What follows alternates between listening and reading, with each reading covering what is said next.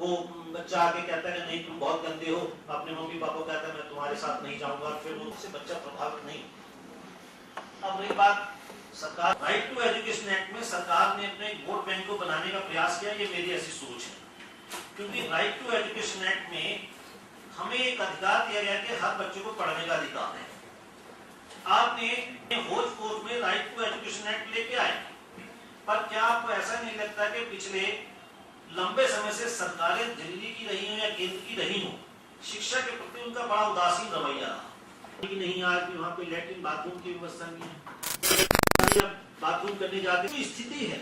सरकार ने right to education act के % जो मार्क्स आए हैं वो किस कारण से आए, इस तरफ हम नहीं गया, हमने ये नहीं देखा। 10th क्लास में अभी तक होता क्या था कि सरकार ने सीसी के माध्यम से हमारे जो स्कूलिंग को 2 हिस्सों में बांटा है। बार ऐसा हुआ है कि जो 60% रिटर्न है उसमें 25% कहां से इन लोगों के दिमाग में आ गया कि स्ट्रेस के नाम पे जो आपके बच्चों के 8th क्लास तक बच्चे को आपने फेल नहीं करना, एक बच्चे ने अपनी क्लास की कॉपी में करना, स्थिति बना दी कि एक बच्चा जो कभी स्कूल नहीं गया, एक बच्चा जो कभी स्कूल नहीं गया, वो अपनी एज के हिसाब से किसी भी स्कूल में जाकर के ये कहता है कि मेरी उम्र 28 मार्च को भी आपको आगे कहता है कि मुझे आप दाखिला दें, तो आप 28 मार्च को उसको दाखिला देंगे, 31 मार्च को उसको एक क्लास पास का सर्टिफिकेट भी आपको देना। तो ये जिस प्रकार से आज शिक्षा के साथ खिलवाड़, एक जमाना था जब हम जैसे लोग भी डिप्रेशन में आ गए थे कि यार ये देश ऐसे ही चलेगा क्या। यहाँ का यूथ पूरी तरह से अपने आप को, यूथ सड़कों पे आया जिसने ये दिखाया कि हमें बिना किसी नेतृत्व के भी अपनी बात को मनवाने का जज्बा है हमारे अंदर। राष्ट्रपति भवन के प्रयास किया जा रहा, उस पर ध्यान नहीं है सरकारों का। हम लोग भी कभी आवाज, हम लोगों ने भी कभी ये नहीं सोचा होगा कि सरकार की जो पॉलिसी आई है इसके खिलाफ हम खड़ी करना। देखिए, मैं मेरी बात को अन्यथा ना ले, अभी एक बात आई कि 25% आपने रिजर्वेशन देना है। मैं इसकी अच्छी बातों में जाना चाहूंगा कि चलो सरकार ने अच्छा किया, पर उसके साथ कुछ हद तक सरकार ने वोट बैंक बनाने का प्रयास किया। अब ये 25% आप कहते हैं इकोनॉमिकली वीकर सेक्शन को देना है। जब आप इकोनॉमिकली वीकर सेक्शन की बात करते हो, किसी भी जाति और धर्म से होना चाहिए, इकोनॉमिकली वीकर सेक्शन होना चाहिए ना। अब उसमें हो क्या रहा है कि आप देखेंगे कि हम तो विद्यालय चलाते हैं, लंबी लंबी गाड़ियों में आते हैं, 500 रुपए 1000 रुपए देकर सर्टिफिकेट बनवा लेते हैं और बड़े शान से बच्चों को एडमिट करा देते। कभी उन्होंने ये नहीं सोचा कि मेरे पास सब कुछ होते हुए जब स्कूल में मेरे माथे पे ठप्पा लगेगा कि ये इकोनॉमिकली वीकर सेक्शन में पढ़ा है। क्योंकि जितने भी बच्चे इकोनॉमिकली वीकर सेक्शन में एडमिट होंगे उनके नाम, फोटो और पेरेंट्स का एड्रेस सारा बाहर। तो सिर्फ शिक्षक ये वातावरण नहीं दे सकता है, वहाँ के टीचर की तो भूमिका है ही, साथ के साथ अध्यापक की भूमिका है। अब हम कह रहे हैं कि इस दिशा में कदम क्या बढ़ाया जाए, तो जब कदम बढ़ाने की बात करते हैं तो पीटीएम स्कूल में होते रहते हैं पेरेंट टीचर मीटिंग, और पेरेंट टीचर मीटिंग में जहाँ तक मैंने ऑब्जर्व किया है कि मैंने क्या देखा है कि बच्चा कहाँ पे समस्या है, बच्चे के अंदर बच्चा कहाँ पे प्रॉब्लम फेस कर रहा है, इस पे हमारा ध्यान नहीं होता है। हमारा ध्यान होता है कि हमारा बच्चा कितना नंबर लाया। कोई भी पेरेंट्स ये बात नहीं करता है कि इसे क्लास में कोई परेशानी तो नहीं होती है, इसे समझने में कोई दिक्कत तो नहीं होती है, लेकिन हम इस पे ध्यान नहीं देते हैं। हम ये देखते हैं कि हमारा बच्चा नंबर क्यों नहीं लाया और इतना कम क्यों लाया। अब हर बच्चा के पास तो इतना कैलिबर नहीं है कि वो 100% लाए, और ये जरूरी भी नहीं है। बहुत सारे कम मेरिट वाले, कम अंक वाले बच्चे बहुत आगे गए हैं। सचिन तेंदुलकर इसमें हमारे लिए बहुत बड़े उदाहरण स्वरूप है, क्योंकि एकेडमिक बहुत अच्छा नहीं था। तो हमें जानना होगा कि हमारे बच्चे के अंदर कौन सी क्वालिटी है, और उस क्वालिटी को निकालने का जो सबसे बड़ा तरीका है, आपने देखा होगा कि जितने भी प्राथमिक स्तर के स्कूल्स हैं उनमें ज्यादातर लेडी टीचर को ही हम रखते हैं। इसके पीछे रीजन क्या है? क्योंकि उनके अंदर वात्सल्य है, और बच्चे को सबसे ज्यादा वात्सल्य की जरूरत है। बच्चे को समझने के लिए माता पिता को तो वात्सल्य चाहिए, लेकिन साथ में शिक्षक का वात्सल्य चाहिए। बच्चे के ऊपर इतना प्रेशर है कि बच्चा स्कूल जाने से डर रहा है, बच्चा स्कूल नहीं जाना चाहता है, सुबह उठता है वो डर, क्या उस मैडम का डर है, क्योंकि वो मैडम डांटेगी, मेरा प्रोजेक्ट नहीं तैयार हुआ है। मैडम का डर, घर में माता का अलग दृष्टिकोण है, पिता का अलग दृष्टिकोण है। माँ चाहती है हमारा बच्चा ये बने, पिता चाहता है हमारा बच्चा ये बने, टीचर चाहती है कि इस तरीके से जैसे मैं चाह रही हूँ ठीक उसी तरीके से। तो बच्चे को हम लघु प्रौढ़ बनाने में क्यों लगे हैं? बच्चा तो बच्चा है, उसे सिर्फ हम बालक ही क्यों नहीं समझ पा रहे हैं? लेकिन हम शुरू से हमारी प्रवृत्ति ऐसी ही बन जा रही है कि हमें बच्चे को बड़ा बनाना है, और बड़े बनाने के दौर में हम शायद बच्चे को कुछ बना ही नहीं। मैं पूरा टाइम दूंगा और बहुत लंबा टाइम दूंगा, ऐसा कुछ नहीं है। क्योंकि उपस्थित तो देखिए, मैं जब यहाँ आया था तो ये सोच के आया था कि कुछ फॉर्मल सा प्रोग्राम होगा, लेकिन जब मैंने सुना, मैडम को सुना, डॉक्टर पूनम पांडे को, जैन साहब को सुना, तो मुझे लगा कि ये तो it's better than formal, it's very informal. और मेरे ख्याल से क्या हम प्रेजेंटेशन पे जाएं या ऐसे ही बात कर लें?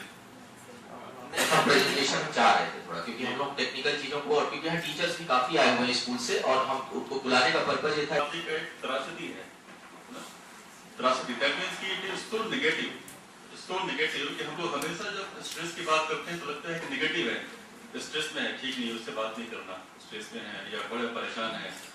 बट अगर एक्चुअल में देखा जाए, अगर मेडिकल पॉइंट ऑफ व्यू से देखा जाए, तो stress is not that bad. मैं तो ये कहता हूँ, अगर स्ट्रेस नहीं हो तो हम लोग कुछ काम ही नहीं कर पाएंगे। अगर मैं स्ट्रेसफुल था तो मैं अपना काम छोड़ के 11:30 में इंस्टीट्यूट से निकल के यहाँ आया। अगर नहीं होता तो आराम से गप्पे मार लेता या फिर घर में सोते रहता शायद। संडे को आपको स्ट्रेस नहीं होता है, you are always at the home watching television, you are aimless, अगर आपके पास कोई काम नहीं है तो। So basically you are not stressed out, so some stress is required, because stress होता क्या है। हम लोग ने अब तक जितनी बातें की, शायद हमने यहाँ फोकस किया कि स्ट्रेस बड़ा खराब है, सबके पास स्ट्रेस है, स्कूल में स्ट्रेस कम करना है, वर्क प्लेस में स्ट्रेस कम करना है। बट स्ट्रेस है क्या, पहले इसको तो समझते हैं हम। स्ट्रेस बेसिकली रिएक्शन होता है, इट्स द रिएक्शन। अगर मान लीजिए कि मैं यहाँ पे हूँ तो there is some degree of stress, आप यहाँ पे हैं तो सम डिग्री ऑफ स्ट्रेस। अगर स्ट्रेस को बिल्कुल हम ऐसे मान के चले तो it is a kind of response to stimulus. Response to stimulus का मतलब हो गया कि अगर मैंने इस हाथ को दबाया ऐसे, तो दिस इज स्टिमुलस, हाथ दबा तो टिश्यू का स्ट्रेस होगा, बॉडी का स्ट्रेस होगा। मैंने अपना हाथ कैसे रखा बहुत देर तक, किसी को पकड़ के रखा, तो बॉडी रिस्पॉन्ड तो कर रहा है ना, that is stress. So muscle get stressed out. तो similarly stress is both positive negative. आपकी शादी हो रही है, you are not getting time to spend time with some for some important thing, you are so busy in the shopping में busy है, education में busy है, आपको रात को नींद नहीं आ रही है, that is also kind of stress.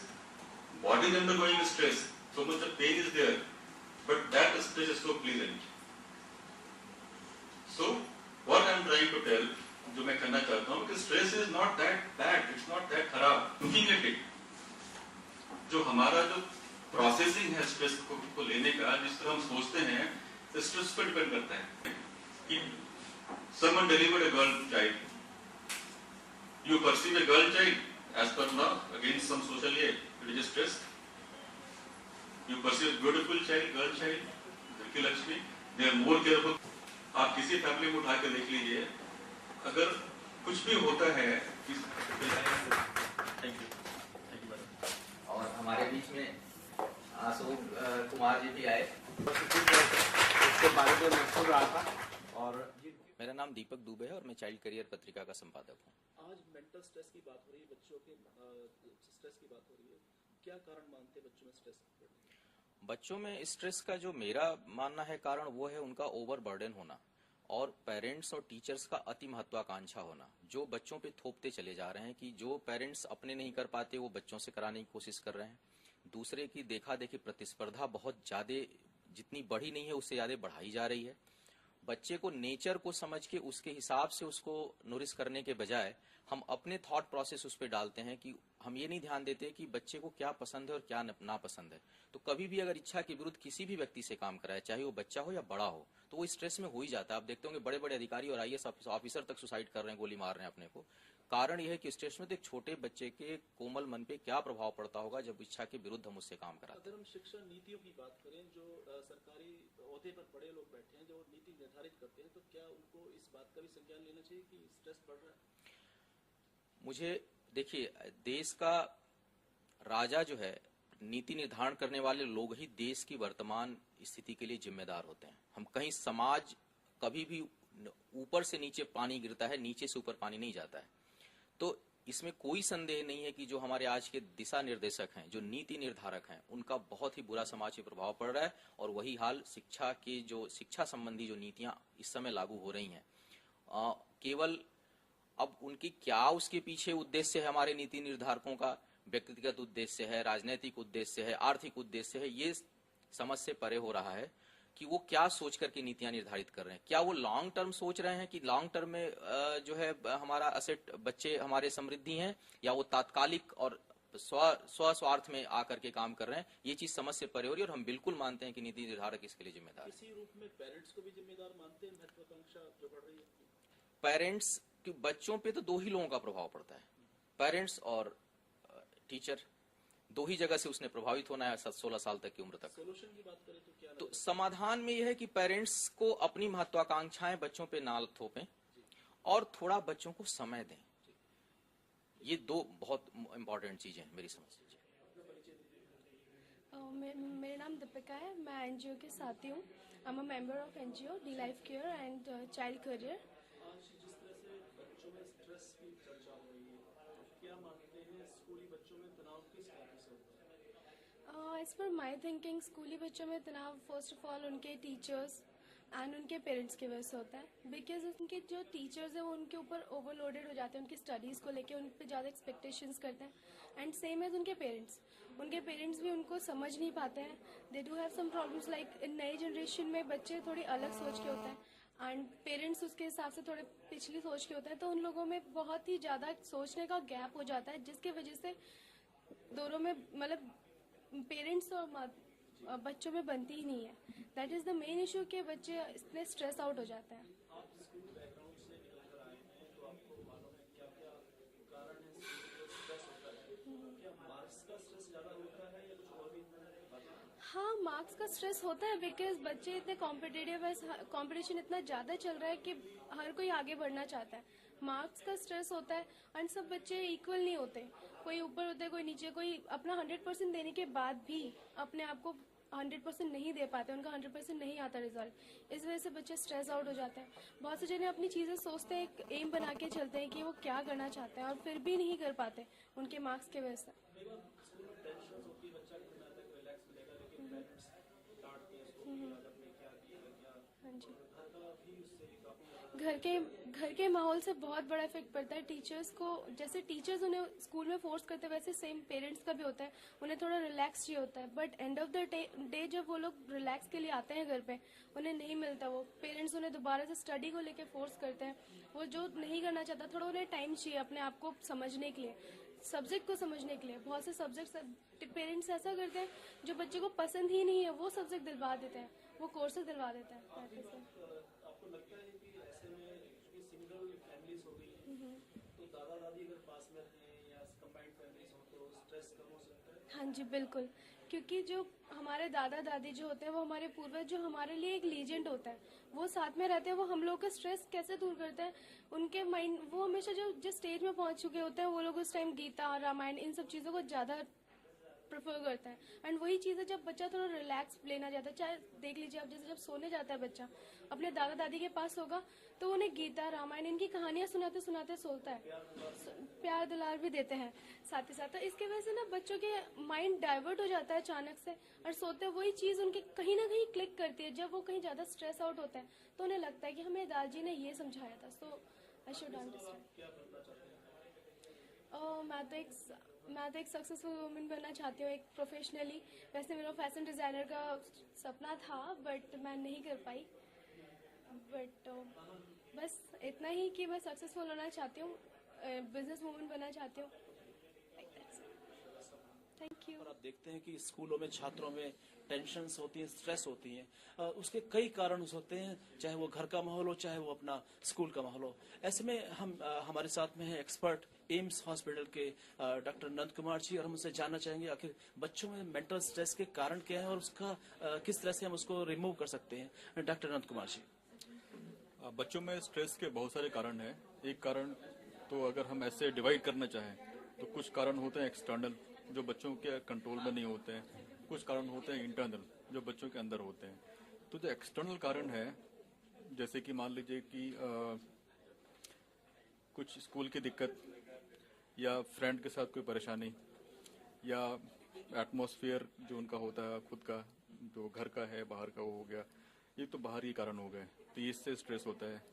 दूसरा जो होता है इंटरनल कारण, जैसे उनकी खुद की पर्सनालिटी होती है, एक जिससे उनका बिल्टअप होता है, खुद का ब्रेन का उनका डेवलपमेंट होता है, तो इससे भी स्ट्रेस होता है। तो ये दोनों को मिला के देखना पड़ता है कि कौन बच्चा कितना स्ट्रेसफुल हो सकता है। अगर हमें सही में समझना है, स्ट्रेस को समझना है, तो हमें ये समझना पड़ेगा स्ट्रेस होता कैसे है। स्ट्रेस बहुत बार है कि नॉर्मली स्ट्रेस बहुत बुरी नहीं होती, लेकिन हम लोग उसको बुरे तरीके से लेते हैं। जैसे स्ट्रेस का मतलब होता है आप कैसे करते हैं रिएक्ट सिचुएशन पे। तो आप अच्छे से भी कर सकते हैं, बुरे से भी कर सकते हैं। वो आप अच्छे से करेंगे तब जब आपको उसकी समझ होगी कि मैं गलत स्ट्रेस मुझे क्यों हो रहा है। जैसे मान लीजिए कि बहुत अधिक आपका स्टडी है, बहुत अधिक करिकुलम है, आप उसको फिनिश नहीं कर पा रहे हैं, तो आप स्ट्रेस में हैं। जब स्ट्रेस में होंगे तो आप भी फिनिश नहीं कर पाएंगे। तो ये जिम्मेवार ऐसे दिखे दोनों जिम्मेवार हो जाते हैं। स्कूल भी है, घर भी है, तो दोनों को मदद करना पड़ेगा। जैसे घर का है तो घर में पेरेंट्स को जितना भी टाइम है कुछ क्वालिटी टाइम निकाल के देना पड़ेगा बच्चों को। स्कूल में टीचर्स को बेहतर समझना पड़ेगा बच्चों को कि उनके साथ क्या परेशानियां चल रही हैं। हर बच्चा अलग होता है, उनका स्ट्रेस कोपिंग मैकेनिज्म अलग होता है, स्ट्रेस हैंडलिंग वे अलग होता है जैसे हमारा होता है। तो इम्पॉर्टेंट है कि ये बड़ा कॉम्प्रिहेंसिव इशू है। इम्पॉर्टेंट है कि हम दोनों तरफ ध्यान दें, घर पे देखें, ये भी देखें, कंपेयर नहीं करें बच्चों को, उनका एक्चुअल इंटरेस्ट को समझो। ये सब चीजें इम्पॉर्टेंट है। जिस तरह से डॉक्टर साहब ने बताया कि दोनों ही कारण हो सकते हैं, घर का माहौल भी जिम्मेवार हो सकता है, स्कूल का वातावरण भी जिम्मेदार हो सकता है। तो बच्चों में बढ़ते स्ट्रेस को रिमूव करने के लिए हम सभी को मिलकर कदम उठाने पड़ेंगे। वो पेरेंट्स की बात करें तो थोड़ा समय बच्चों को देना पड़ेगा और स्कूल में भी करिकुलम को इस तरह से बनाना पड़ेगा ताकि मेंटल स्ट्रेस कम हो सके। रियल न्यूज के लिए वीके शर्मा, दिल्ली।